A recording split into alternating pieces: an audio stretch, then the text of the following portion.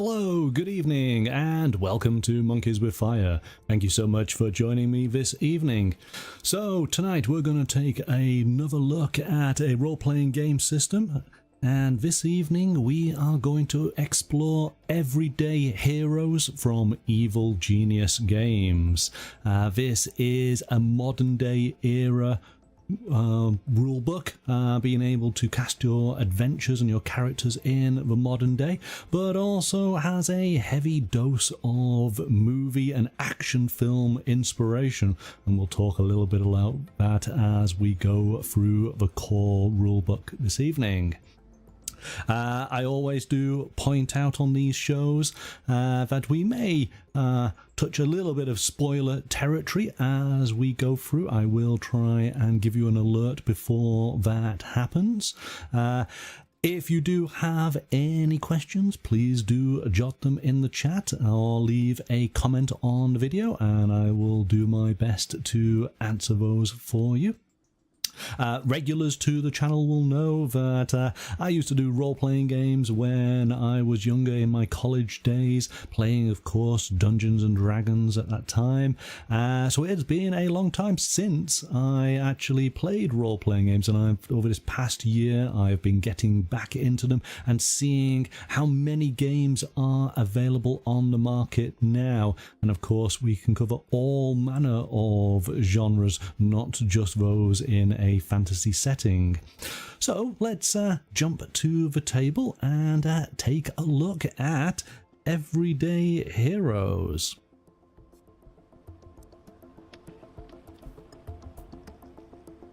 All right, here we go. Here's the book. I will show you straight off. Oh my goodness, this is a weighty tome. There are many pages. It is heavy. This is everything you need to be able to play. It is essentially a player's book and the games master book in one there. So everything you need. You don't need anything else other than some sheets of paper, a set of dice, and some friendly people to play your game with.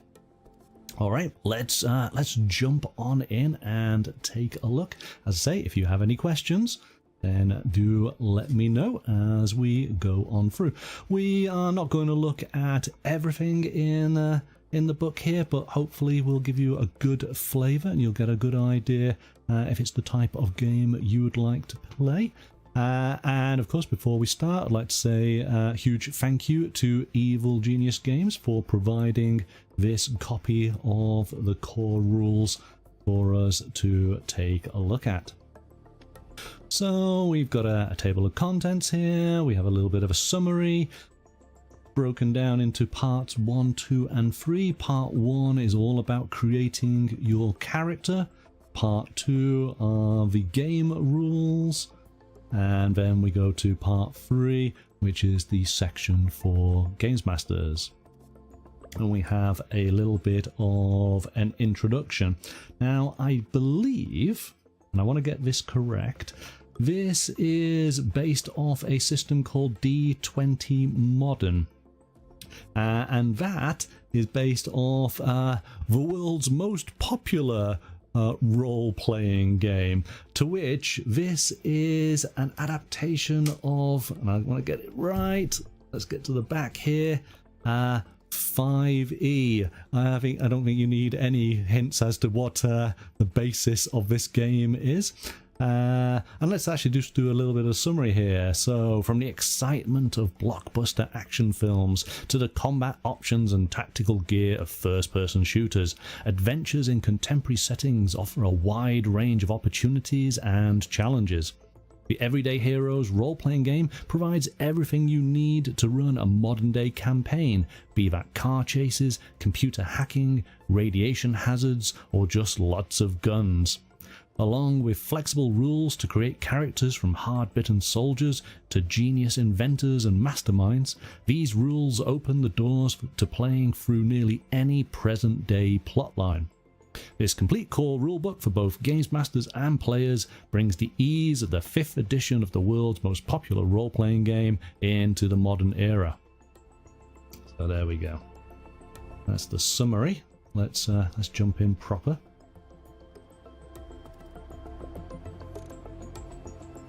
Okay, so we've kind of become accustomed to this, that of course every game has to introduce the potential of players new to role-playing games, and this gives you a little bit of a summary on that of what is an RPG if you are new to role-playing games, what you need to play.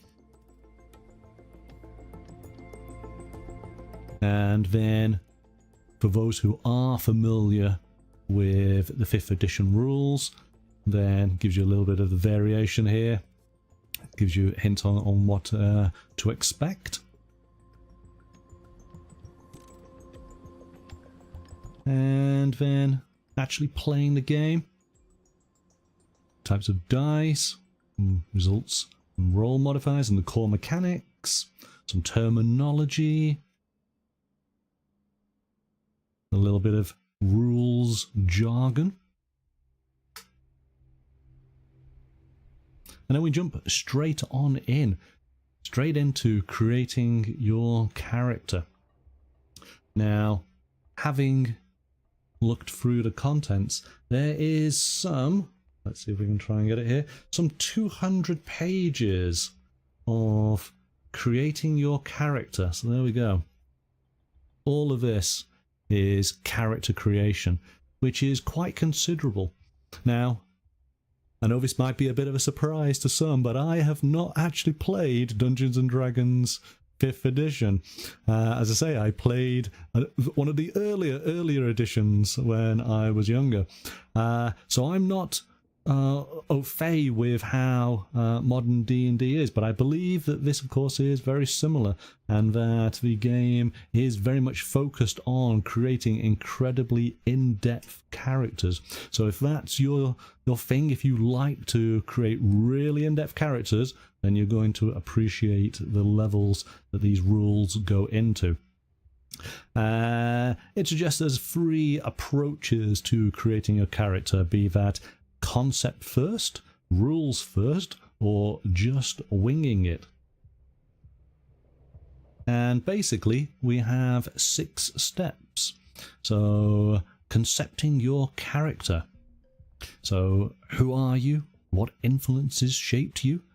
What do you do now? When and where did you step out of the ordinary and become a hero? And why and how did it happen? It gives us some archetypes, be those strong heroes, agile heroes, tough heroes, smart heroes, wise heroes, and charming heroes.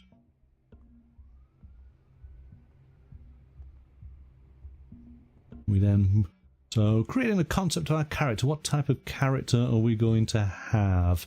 How about, I'm going to aim to go for some kind of smart hero. Let's go with that. So we're going to keep that in mind as we go through this creation.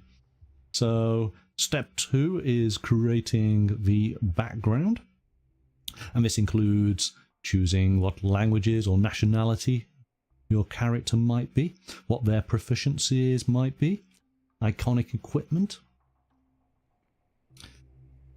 And we have a bit of a breakdown here of archetypes and classes, and giving some details on actually how the level of difficulty on actually playing that type of character. So I said I wanted to be something smart, and the smart characters are all quite complex. I might not want to start with a smart character in that case. I might want to go for something a little bit easier since it's my first time. How about let's do a martial artist? I can understand that easily enough. So their archetype is agile. Their key ability is going to be dexterity and constitution, with secondary scores in strength. The martial artist strikes and moves quickly in a fight. Yep, I understand that. We have step 3, which is the profession. Even heroes need jobs. Professions offer additional benefits to customize your character, and the choice of class and profession can create interesting role-playing and mechanical combinations. We then have our ability scores. And this goes through, and again, players familiar with D&D will understand all of this straight away. Strength, dexterity, constitution, intelligence, wisdom, and charisma. And how you determine your scores. Everyday Heroes offers 3 different options for determining your ability scores. There's the standard set, point buy, or rolling ability scores. I guess in most of the games I play, I'm familiar with rolling my scores.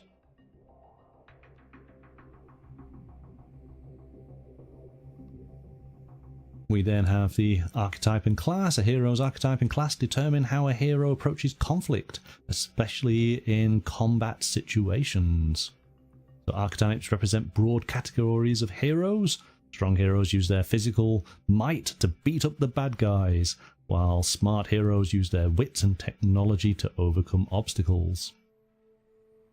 And then we have step 6, some finishing touches. So our character's persona, and then we have some equipment shopping. We'll focus in on that when we get to it, because that is quite a large chunk. There's a lot of options. Details on gaining levels as our characters progress through the game. Alright, so we're going to go for a martial artist, aren't we? So we got our backgrounds. Your character's background represents an important factor in their life that influences who they are today. It could be an element of their childhood, a lifelong hobby, a social identity, or anything else that shaped your character as a person and as a hero. And there's a variety of backgrounds we can choose from. Activist, art lover, bookworm, caregiver, cosmopolitan, a gamer, an immigrant, a juvenile delinquent, a LARPer. You spent your weekends pretending to be a warrior of a past era, a wizard, a vampire, or the like. While the pastimes didn't necessarily prepare you for modern life, it did give you some unusual skills. Yes, LARPing is not how you prepare for real life. But that's interesting. Ordinary. You don't have any exciting stories in your background. You grew up solidly middle class and had an unremarkable childhood. That's our character. I can relate to that, so we're going to be completely ordinary.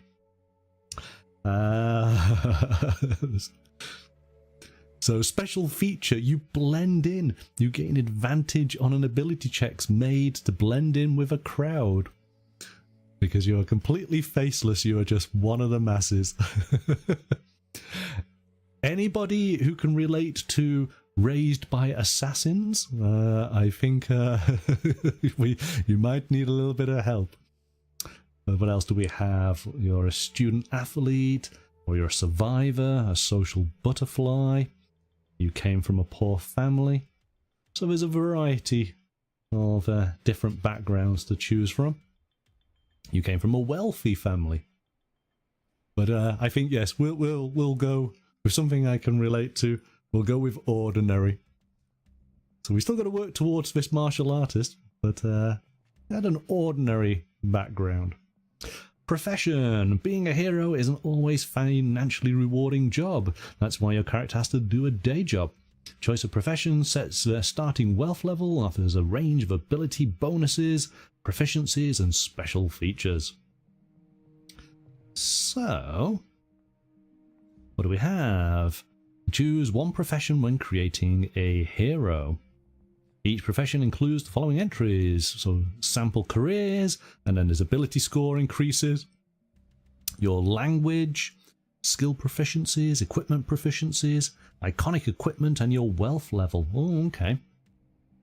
What type of job does our martial artists have? Well, they could be into agriculture. They could be a farmer. Or maybe they are creative. They're an artist or an entertainer. Maybe they're a daredevil. make their living doing dangerous things, or work with the emergency services, or customer service.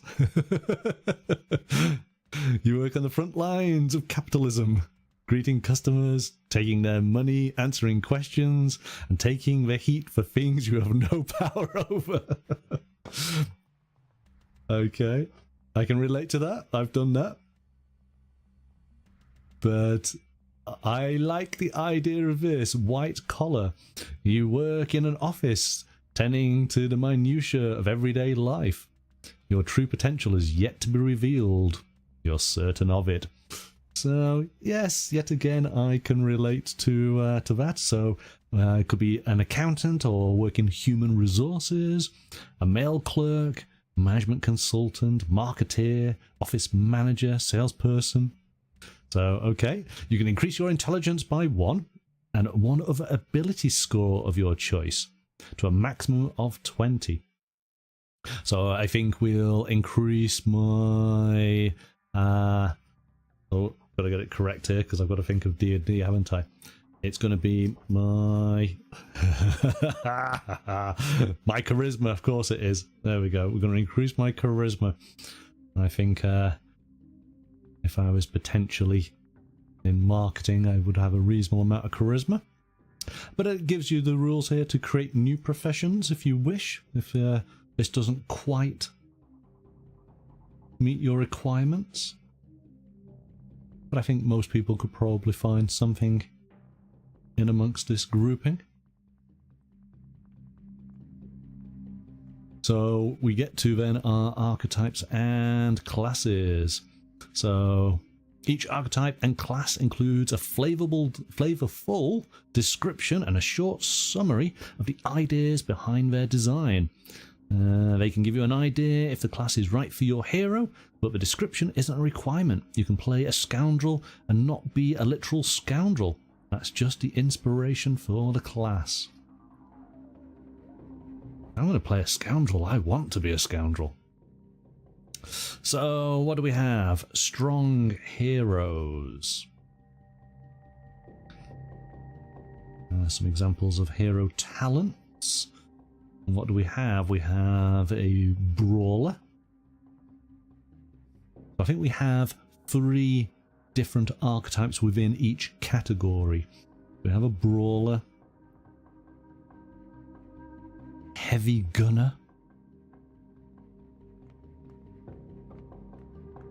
and MMA fighter.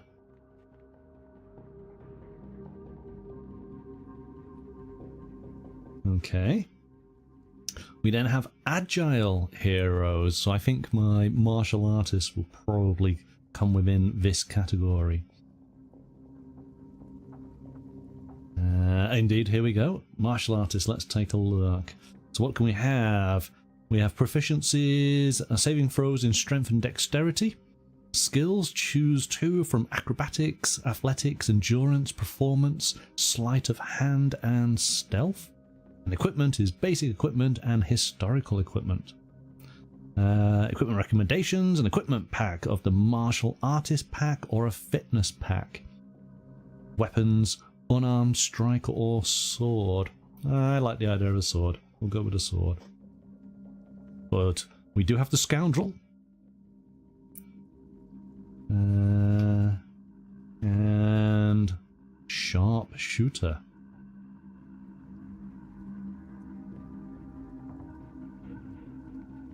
Tough heroes. We have the bodyguard. The commando. And the scrapper. Smart heroes. So these were the ones which were slightly more complex. That's probably why. Because I'm not necessarily smart. I'll find this a little bit harder. So we have an engineer. I guess this is modern day. Definitely modern day engineer. I of course envisage oil and overalls and, you know, more hands-on, but this seems to be more that's a games console pad, isn't it? So maybe it's more technical components, circuitry type of engineer. We have hacker.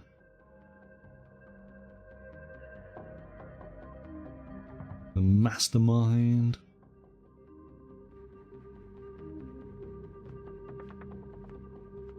Yeah, you can actually see there's more rules to each of these archetypes, isn't there? There's a lot more detail.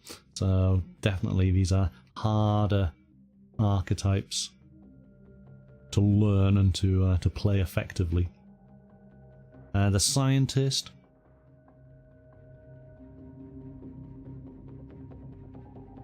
A can of whoop-ass. As an action, you can enact this plan to provide yourself or a willing ally within 5 feet of you with a chemical agent of your own making that provides the following benefits for the next minute. Target's movement speed is increased by 10 feet. Target gains advantage on strength checks and strength saving rolls.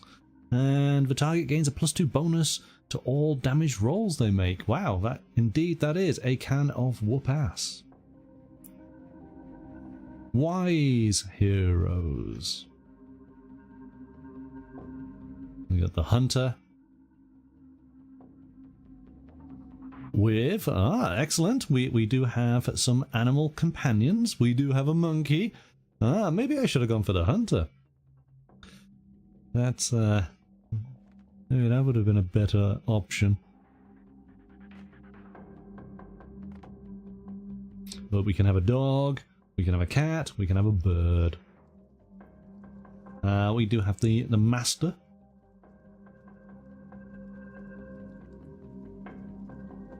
And the sleuth. Somebody, a detective maybe? Charming heroes. So the duelist. The book, of course, does come with a bookmark ribbon there, so you can keep your page. So we have duelist. We have an icon. Ha! I'm so cool, I've got penguins writing me postcards, says Johnny Blaze. I'm sure Johnny Blaze, isn't that Ghost Rider?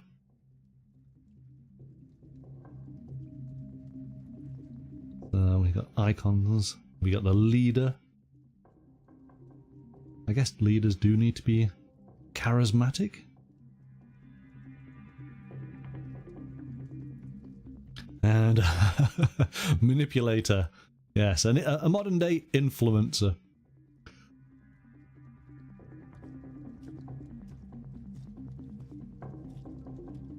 Interestingly, human shield. As a reaction when an opponent targets you for an attack, but before they roll to hit, you can expend an influence die to change the target to a different opponent within 5 feet of you. Good evening, Roger. Welcome. Thank you for joining us. How are you doing? We are just taking a look at everyday heroes. The core rulebook from Evil Genius Games. This is a modern day setting role-playing game. We're just going through the character creation. And so we're on to sort of the finishing touches. So we can add to the character's persona, their motivations. A hero's motivation defines elements of their character. Nearly every action a hero takes can be traced back to a core motivation. Ooh, what can we have? There's quite a list here.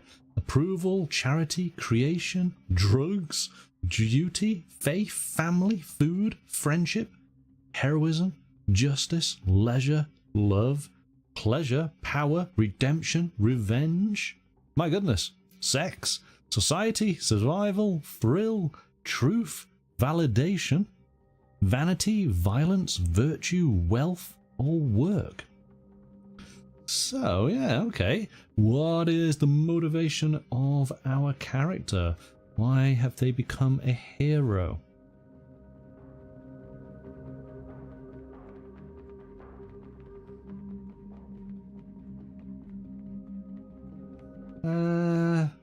Could it be for just pure friendship? You will do anything for your friends and live for their companionship? Or is it food? You love to eat and drink for the sheer pleasure of it. What else we have? We have attachments, people, places and things that make part of your identity. There's so much information here to consider and to go through. It is definitely, I think with this game, even from looking, we're at page 125 out of the 200.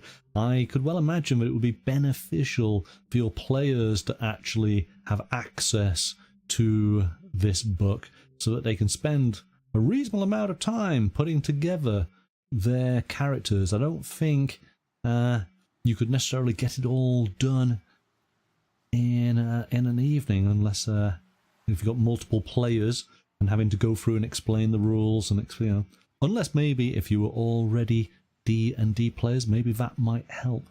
But yeah, there's definitely a lot. Beliefs, religious beliefs, philosophical beliefs.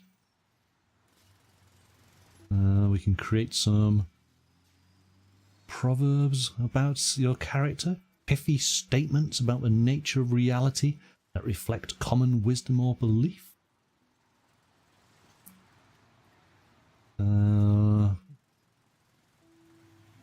Our heroes' roles, their appearance, their virtues.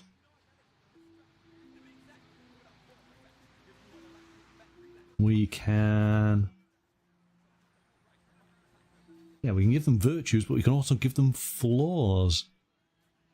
Maybe our martial artist is forgetful.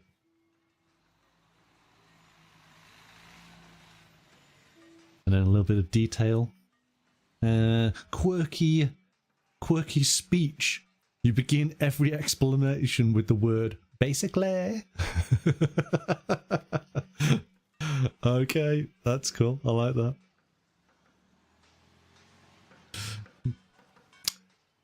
Yeah. So, equipment. We did say there was going to be quite a bit on this. First of all, we have to determine our character's wealth level. Wealth goes from 0 to 6. 0 being you are nearly penniless, owning nothing more than what you carry with you. Whereas 6, you are filthy rich, enjoying all the benefits of being a billionaire, owning and profiting from some huge corporation or massive financial enterprise. So you could be Reacher or you could be Bruce Wayne. Yeah?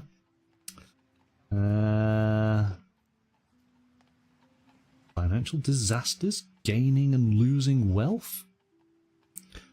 Starting equipment, so we have equipment packs here, which will make things easy for us. So it did say fitness pack or the martial artist pack.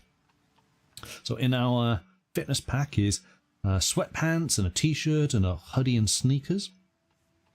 We have a fitness watch, water bottle, gym bag with sporting equipment. Got a normal car. We have no weapons, no armor, because, hey, we're just gone to the gym. That's it. Whereas the martial artist is a little bit more, I suppose, traditional, what you would imagine, I guess. So traditional martial arts uniform and slippers. Again, a car, but no weapons, no armor. We'll have to change that. I'm sure there must be some weapons somewhere. But there are a variety of different packs here just to set your character up with. Socialite pack, fashionable designer clothes and shoes, a luxury car, weapons, pepper spray. Nice, like it. Specialized kits. A burglar's kit, camping kit, A disguise kit. Forgery. Soldiers. Survival.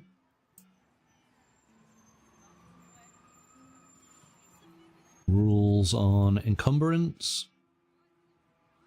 Armor and shields. So we have some basic equipment. Here we go. What do we want? We could maybe have, well, we got a machete or a dagger, or a crossbow, basic ranged weapons, or a slingshot, or maybe a pistol. But I think we need something a little bit more than that. So we get into the advanced melee weapons and advanced ranged, tranquilizers and sniper rifles, ballistic vests. Aha! Historical equipment, that's what we want. But not a boomerang. Maybe we do want... It's going to be a sword, isn't it? 1d8 slashing damage. I think that's what we want. Or a sword cane. Ah, that could be quite good.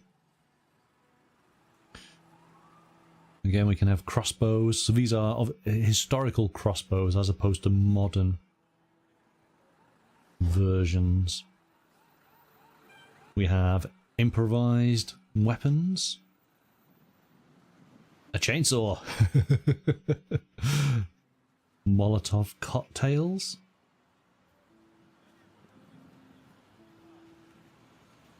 My goodness. Yeah.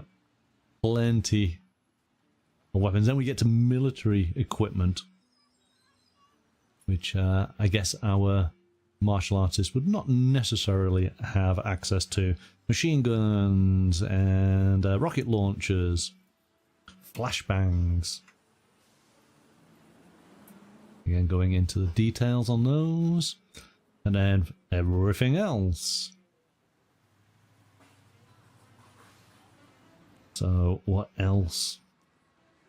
Electronics, desktop computers and drones and earpieces, smartphones.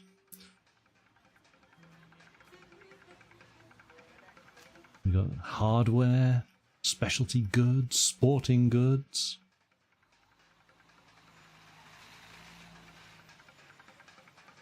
Different vehicles. Again, another nice chart here. Muscle cars, luxury cars, minivans, golf cart. You see, now golf cart, that makes me think of the type of game I would like to use this system for. And I think what I would end up doing is adapting it to basically play Grand Theft Auto, the role-playing game. I'm surprised that that hasn't been done. But I think that this might be the system that you could do it with, because it's got everything in there.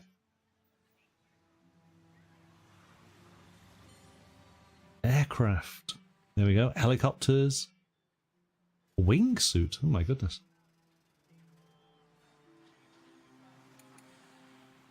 And then we got places to live. We have our home, and we have an armory and laboratories.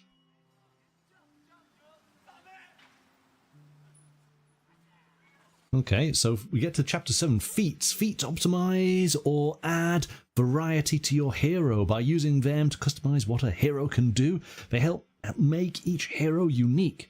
Feats are divided into 3 broad categories: basic feats, advanced feats, and multi-class feats. Roger, you're suggesting a golf cart with a machine gun mounted on it. Okay, are you trying to do a little bit of A-Team or MacGyver work there? See, there we go. Both of those TV shows. We'd have to go back a little bit because we would be doing a show from, I guess, the 80s, wouldn't we? So some of the technology, some of the elements you wouldn't have access to. But this is to be adapted. And in fact, when we get to the Games Master section, it does cover a bit of a sort of historical timeline.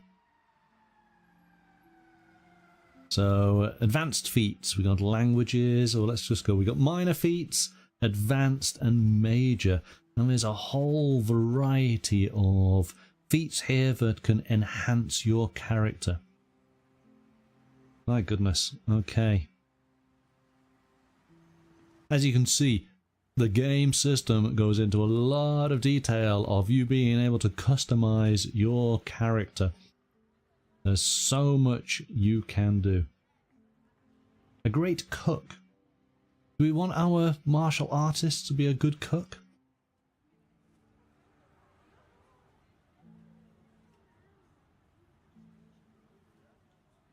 Or a race car driver? We get on to the advanced feats major.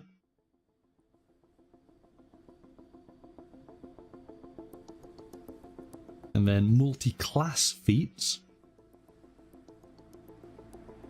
So this is where you could be one class and you could take a feat from another class. Again, there's a lot. There's a lot to go through. He's got to eat, so yeah.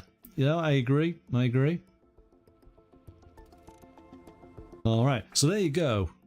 That's 200 pages of creating your character. This is an incredibly in-depth system as far as allowing your players to create the perfect character. Okay, we get on to part 2 into the game rules, and again, you guys who have played Dungeons and Dragons 5e, you'll recognize straight away how much or how closely this matches that system, and how much they've sort of deviated from it. But we have the basic things: advantages and disadvantages, rerolls, adding and removing dice, your abilities and your proficiencies,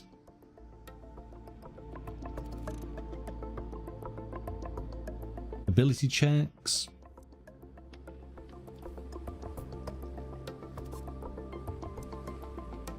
and then your skills,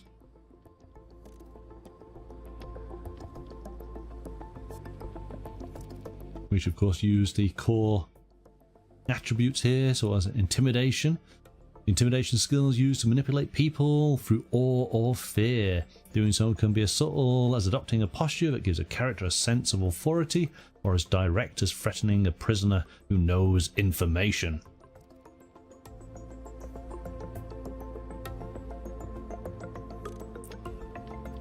Saving throws.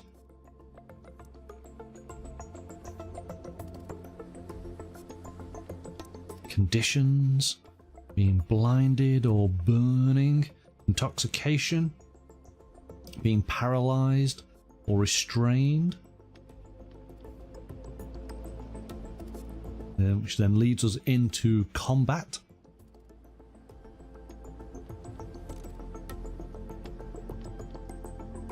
The artwork's got a good selection of different styles of art, but generally I like the art. And I will say that the paper stock on the book is particularly good. It is stitch bound, but this is good.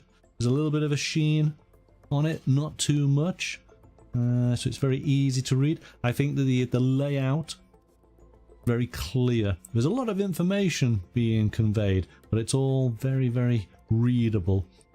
And got a good size of font, which is important, especially when your eyes are not as good as they once were. So I do appreciate that. You've got these nice little call outs.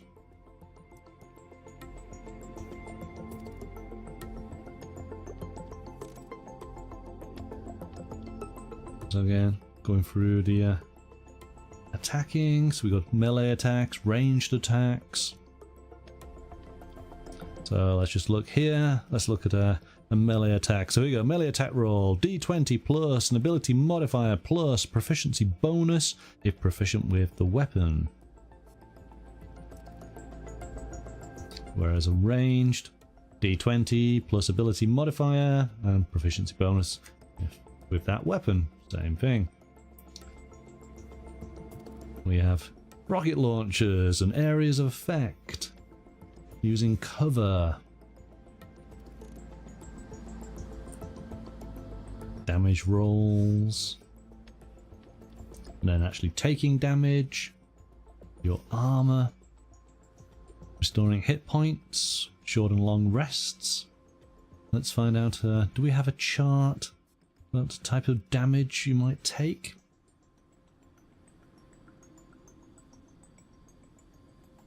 Resting with robots?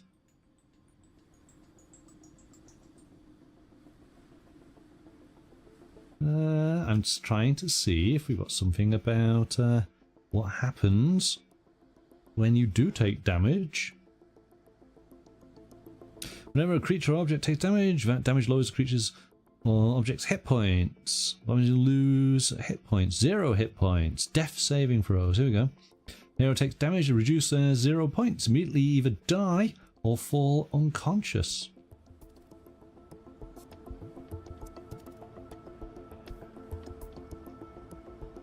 Okay, so I guess damage in the game is pretty much once you're 0, you're out of it.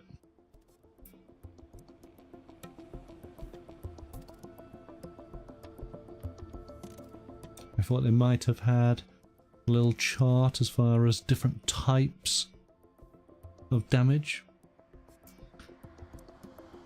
Miscellaneous rules, companion actions, because we've got our monkey. We appreciate a good monkey. Mounts in combat, environmental challenges, hiding and seeking. Applying and escaping restraints. Fantastic. Breaking stuff and kicking open doors. What's that that comedy movie where he goes to kick a door open and of course the door is solid and he just drops to the floor? That would be me. Oh my goodness. So traps, we got caltrops, landmines, spiked pits, trip alarms. Again, lots of detail. Chases on vehicles. Now this is something that I'm not particularly familiar with because most of the games that I've played don't have, let's just call them chase mechanics. And I was quite surprised when I did take an initial look through this, just how in-depth and how many different kinds of chases there are. And maybe you guys in the chat can sort of tell me, maybe you'll know more than I do, but is chasing a big thing? Is it in fashion? Is that because it seems to be something that games now start to have and have quite a bit of? Is that something?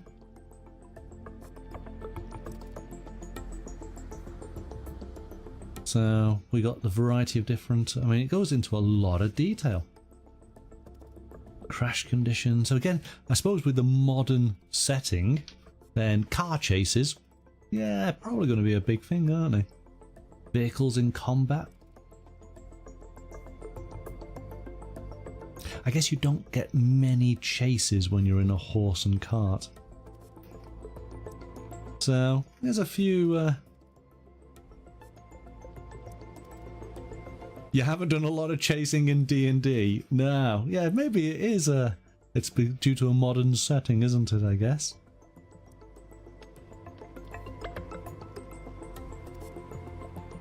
But ultimately, if we were going to be doing a Grand Theft Auto style of game, then there's going to be a lot of vehicles and chasing. and possibly, you know, knocking the odd person over. Or is that just how I play it? I don't know. There is a considerable amount of detail on this one, Roger. Yeah, for sure. Ramming with vehicles. Yeah. Aiming at tires, aiming at passengers. So you could potentially have your golf cart with your minigun attached to it. Okay, so this is we're on to part 3. So that was about the rules of the game. Let's just go back here. The rules constitute, there we go, just some 60 pages. It's actually not a huge amount.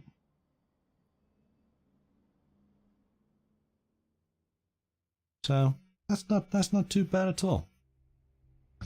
Okay, so we get into the Games Master section of the book, and I guess this is where, if it was provided as 2 books, this would be the second book, wouldn't it? That would all be your player book. This is now the GM's book. So we have Games Master setting the difficulty challenge. On for tests, area of effects, and then designing encounters.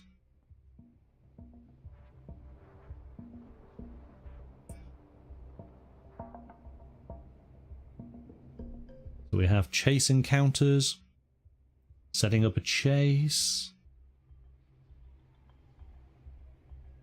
vehicle chases. Aha! So I did like this, because again, you know, you think of all of the movies that you have seen where these kind of little elements sort of take place. So these some rules here on the complications in a chase. This is a foot chase in urban streets, and we got a little chart here to roll from. Let's do that. You know, I like to roll a dice when we're looking through one of our rules, so let's do this. Let's find out what our character on their chase, what is their complication, what are they going to have to get past. A 0! Okay, it's straight away. It's nice and easy. There's nothing to get in their way. It's a nice, easy chase. It's just down an alleyway.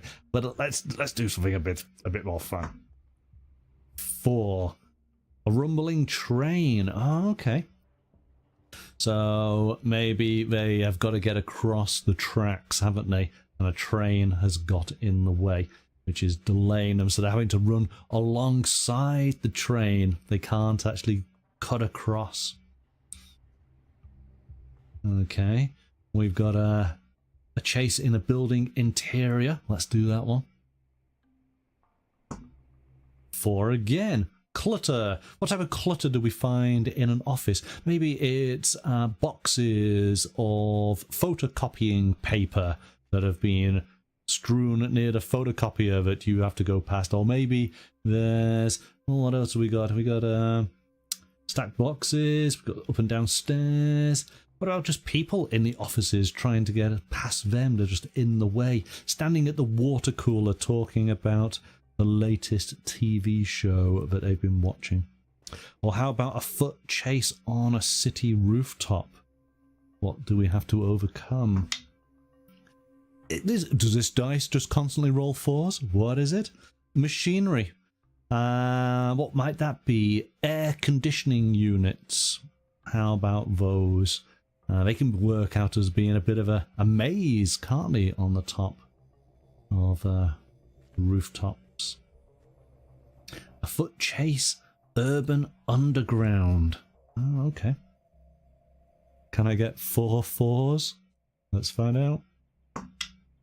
Oh, it's a free. Broken ground. So maybe they are running through subway tunnels, and of course all the broken pebbles down on the rail tracks. Maybe that's there. And of course each one of these does go and give you all the details. So in fact we should look at that. What do we have? Broken ground. The floor ahead has been broken up, leaving sharp pieces of concrete and piping in your path. Hazard is a dexterity saving roll. To gain ground suggestions, seek the safest path using wisdom as your perception against wisdom perception, or hop between protruding pieces of concrete, which is dexterity acrobatics. I could do that. We are a martial artist. But we can have a foot chase in a park or a woodland, or in a natural cave or ruins. So there's a lot. Again, chases, a big part of the game, isn't it? And then, of course, once we've done on foot, we've got to do vehicles. Vegetable cart. Well, that's got to be a cart full of watermelons, hasn't it? Or where is the sheet of glass being transported by 2 workmen, or the piano that is being delivered? There's always these obstacles to overcome in a car chase sequence. Back roads, muddy roads, or there's a deer in the headlamps, or you're on a parking lot. So that's all the chase encounters. We got investigation encounters, social encounters. Talks about restricted equipment. Traveling, how long it takes to get into a location, or how many miles you're able to do. 3 miles in 1 hour? That's walking, I guess, isn't it? I can do more than that. Computer hacking and security. Okay, so yes, modern day hacking and computers are going to be a large part of the game, isn't it? Snipers. Calling the authorities. Landslides and avalanches.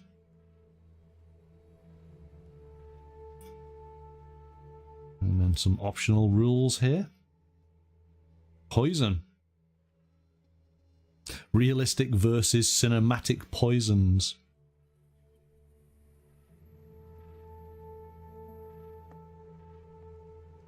This is right. Poisons are not used in modern combat for ethical reasons or due to their lesser effectiveness in contrast to modern weapons. They are still employed in the shadowy world of espionage, especially by disreputable services. Unlike movie poisons, most real-life poisons require time to kill their victims, much longer than the span of a combat scene in Everyday Heroes.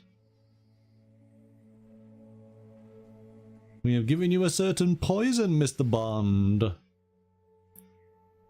And here is the antidote. Yeah. You'd have to go for cinematic poisons, wouldn't you? That's more fun. Again, you know, I guess, personally, my role-playing games, they are escapism, aren't they? They are fantastical to some degree, even if they are set in a modern setting. So I want to have drama and things to be not necessarily 100% like modern day. I can experience that every day. Oh my goodness. Okay, so we have drugs. We have medical uses, addiction and overdosing and withdrawals, types of drugs, depressants, gosh, opioids, psychedelics, steroids, stimulants. Wow. There's a lot of drugs. Okay. Running the actual game, so the basic loop at its most basic level being the GM simply involves describing a scene, asking the players what they do, and then deciding the outcome of their actions. This basic loop is repeated over and over again in a variety of ways throughout the game, and everything else flows from there.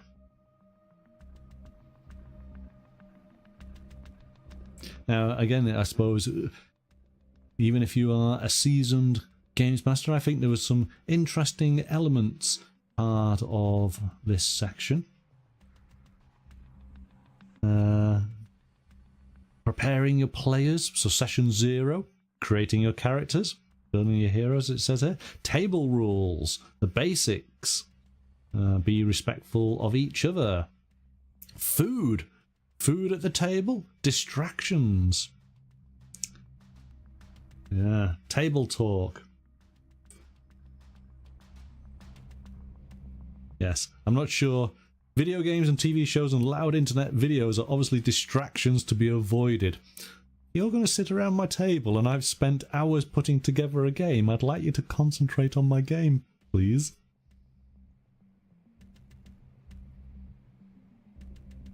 Look at your videos another time. Improv. Setting the tone.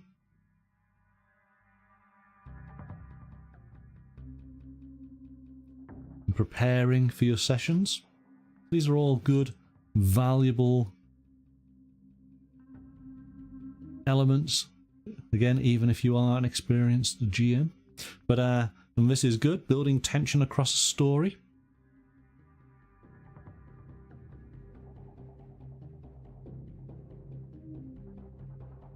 Snacks are good, or a pizza? I guess yes. In a role-playing environment, I guess I wouldn't be too fussed about snacks, because ultimately, pens and paper, isn't it? And yeah, well, I don't know. when playing board games, snacks, no. Sticky fingers on expensive board game pieces or miniatures, no, not good. But for a role-playing game, that's okay if it's purely paper. But as soon as we get miniatures or things like that out, then I think snacks need to be, maybe we have to have breaks. We have a snack break. Maybe we do play enough to do a scene, pause, have some snacks, have a drink, chat a little bit, come back to the table. But, I guess that's a case of you work it, what works with your group, yeah? What people prefer. Quirks. What's this? Quirks on characters. It gives us the opportunity to roll.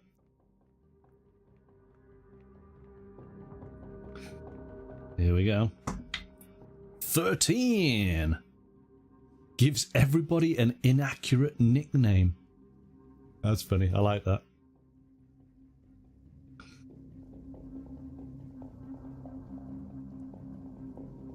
Asking the players for help, hero levels, character death. Oh, goodness. Problem players, how to deal with problem players. Set expectations at the start. This is what the preparing the players section. You see, well, there you go. There is no food at the table.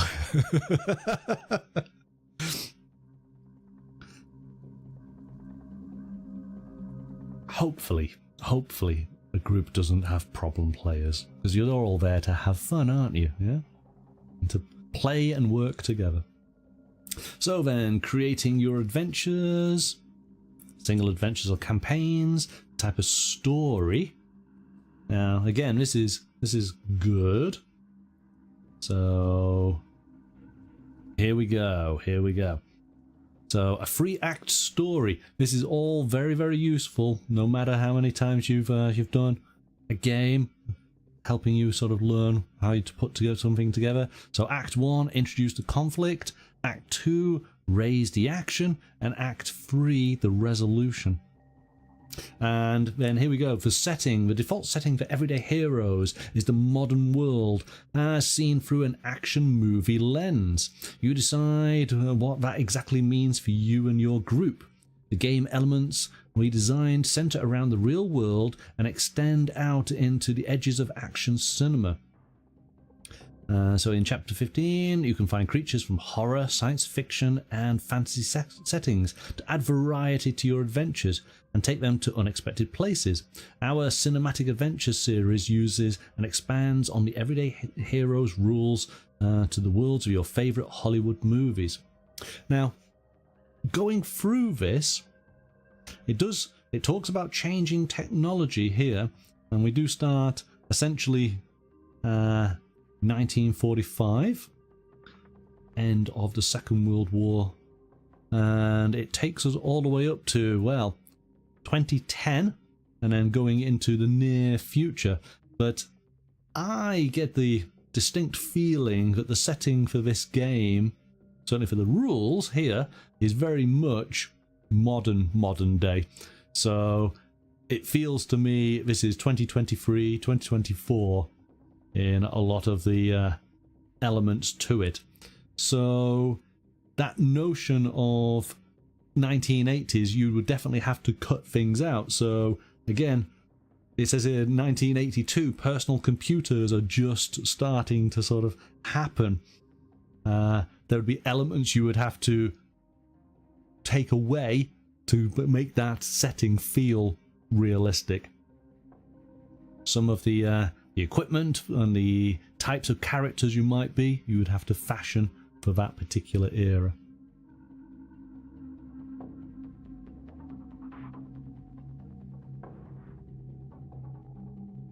So alternate settings, post-apocalypse, urban fantasy, distant future.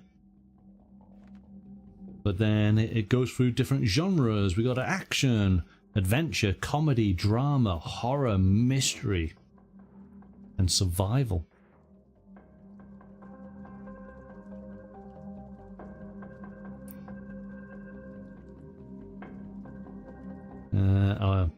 Creating a sort of sandbox. So again, sandbox would be very much your GTA kind of setting, wouldn't it? You could be what was that TV show, early sort of 2000s, I guess. Was it Leverage, where they are a group of, I suppose it's a Robin Hood, modern day Robin Hood, isn't it? They're clever, they outwit people who are doing, you know, not great things to average people, and they're able to get back the goods. But it's lots of clever, it's a little bit like a TV series of the Ocean's 11, something like that. Ocean's 11, there you go. A heist. That'd be a good story to play, wouldn't it? Opponents and allies. What do we have? Some basic details here.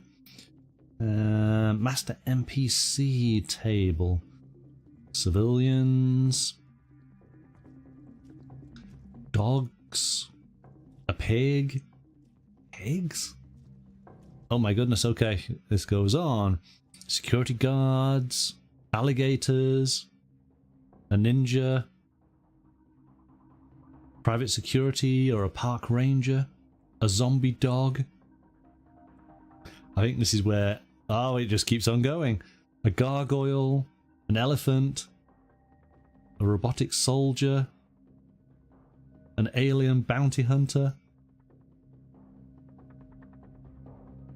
Okay, so there's quite a lot. I guess this is where modern day stroke movie elements come on in more so into the actual game world, yeah?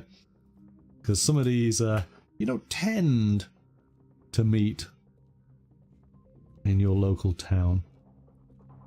So we got muggers and goons and thieves. As you can see, this is only just been printed. Gangsters, enforcers, and hitmen. Mob lieutenant and gang leader. Ha! Mob kingpin. looking, well, like the Kingpin.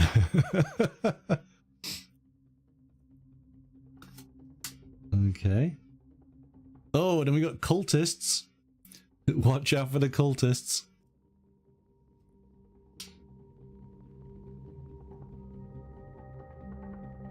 Espionage, we've got spies and intelligence agents. Law enforcement, we got cops. Park rangers. FBI agents, SWAT officers. Military, we got recruits and soldiers. Ah, Predator. Ah. Oh, you could do Predator, couldn't you? Heavy weapons, officer, sniper. A super soldier. Security, you've got bouncers and private security. Bodyguard. We've got civilians. Miscellaneous people now. A crazed maniac. A kickboxer. A slasher, so we can do a little bit of the horror movie influences. Mad scientist. The ultimate badass.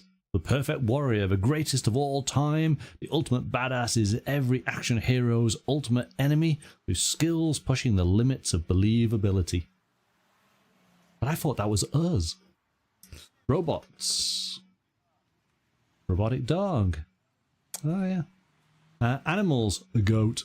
A mostly harmless animal, which is a teeny tiny animal. Birds of prey. Pigs and dogs and alligators and camels. Swarms of bats and wolves and bears and apes. And a great cat. And a brown bear. My goodness. Swarm of piranha. I believe piranhas do not act like they do in the movies. I believe you've really got to incite them, but they are very fun in the movies. One of those modern piranha films from, I guess, gosh, must be at least 10 years old now, but they are very funny. Historic and prehistoric NPCs. We have an ancient warrior, a ninja, or an ancient barbarian warrior, or hunter, a shaman. There's a whole variety here, isn't there? It's like they do cover pretty much everything. Ah, Swordmaster, who is going to be a crime boss with is that koi carp tattoo? That's cool. Ah, there we go. There's a T-Rex.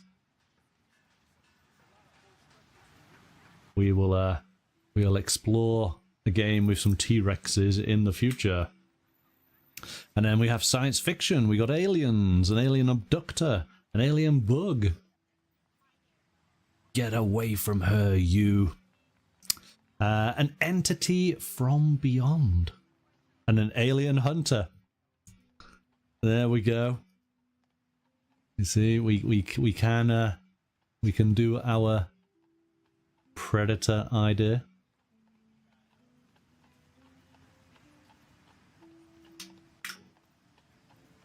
And a bug queen and a god from beyond. Bit of Cthulhu. So even though our characters are from the modern age, we definitely can then have futuristic and fantastical things happening to them. That's quite cool. Futuristic robots, hunter-seeker drones, robotic soldiers. Dun, dun, dun, dun, dun. There we go, killer robot.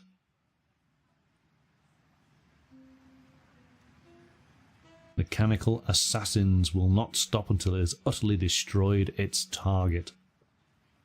Mutated humans. Supernatural NPCs, demons. Lesser and major. Vampires.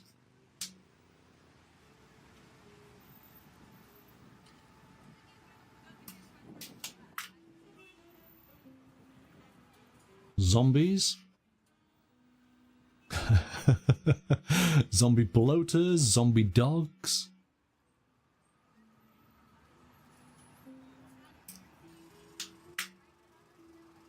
Zombie liquor and zombie elite warrior.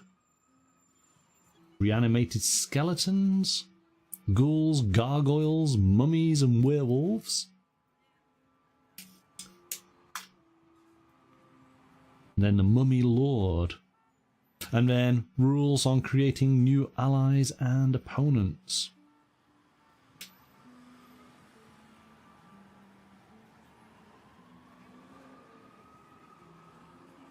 And that pretty much brings us to the end. There is an appendices here on detailing the 5e changes. So if you are familiar with 5e, then you can quickly look at this. There's only essentially 2.5 pages worth. It's pretty brief. Not a massive amount of changes there to get your head around. An index, so we can quickly jump. And then we have our character sheet.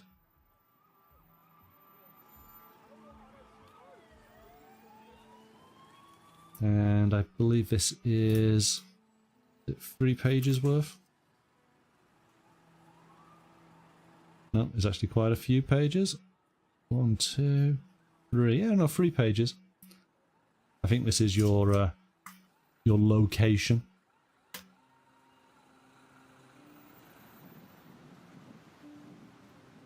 And what a vehicle that you might own.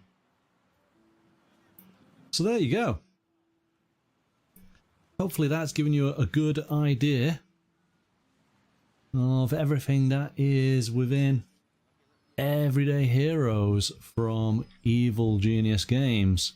Now, as you can tell by the rule system there, it does lean quite heavily into movies, and Evil Genius Games do a selection of supplements to enhance that movie experience, and we will take a look at these on a future show, but I just want to tease you guys a little bit.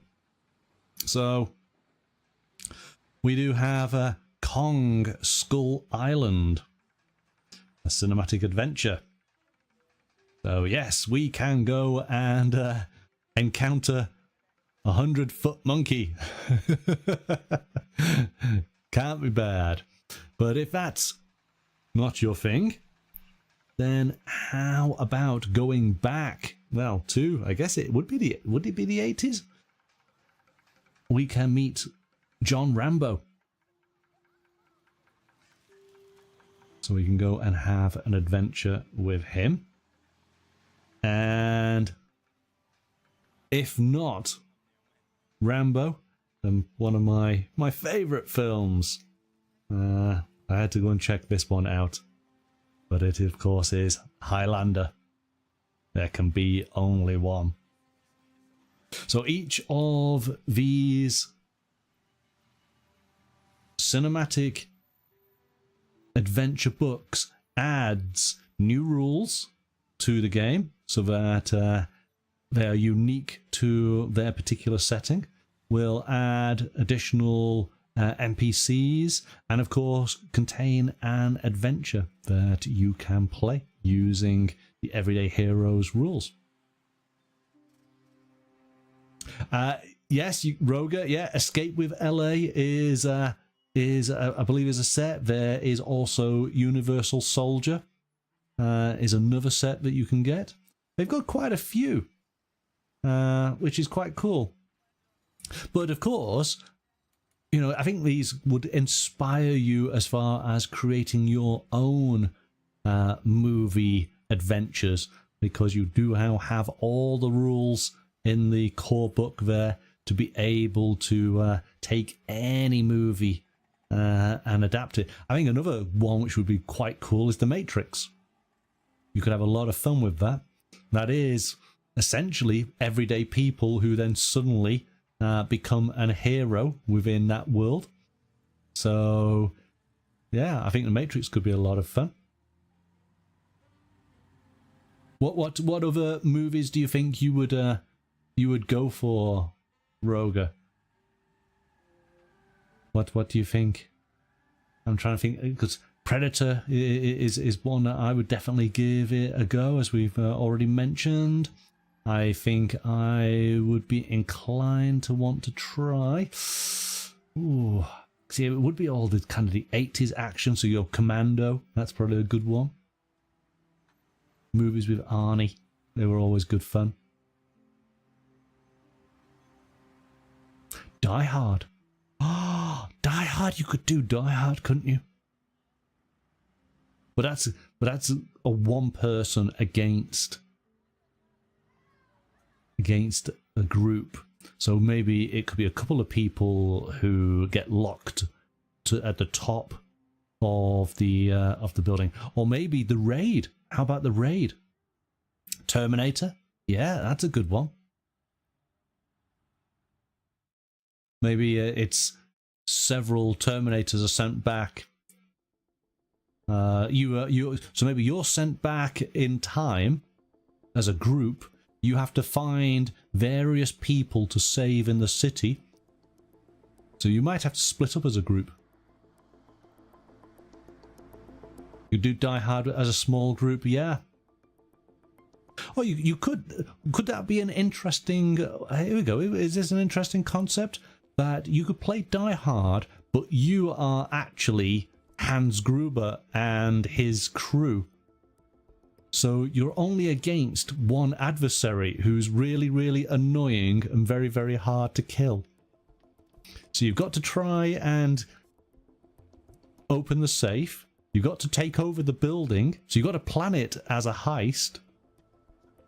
But you do then have that element of there is somebody, the fly in the ointment. That could be an interesting way. Turn it on its head. And be, in essence, the bad guys, I suppose. Depending. So, there we go. That is everyday heroes. As I say, if you have any questions, then do leave a comment on the video. Next time, now, depending on how things go, I'm going to share with you what potentially is the next show.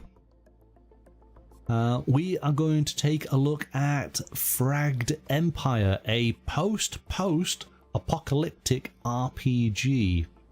Okay, so we potentially will take a look at that.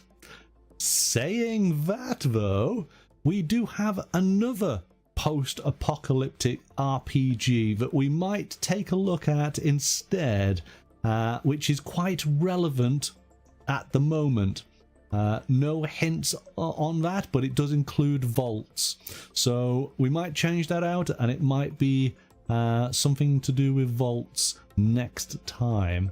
Okay, we've just got to wait for something to turn up. So if it does, you may find that we're doing that instead.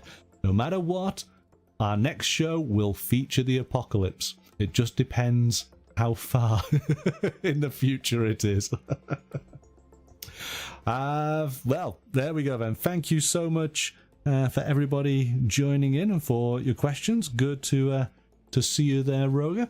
Have a wonderful weekend, and I look forward to seeing you next time. But until then, bye for now.